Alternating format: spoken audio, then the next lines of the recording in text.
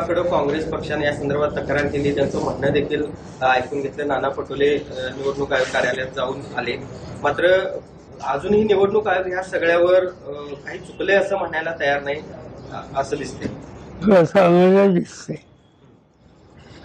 पुढे स्थानिक स्वराज्य संस्थांच्या निवडणुका येऊ घालत आहेत आणि आता विधानसभेला ज्या निवडणुका झालेल्या आहेत त्याच्यामध्ये आपण पाहिलं की महाविकास आघाडी खूप बॅकफुटवर गेल्याचं चित्र पाहायला मिळत आहे। या पुढच्या काळामध्ये महाविकास आघाडीची रणनीती काय असणार आहे?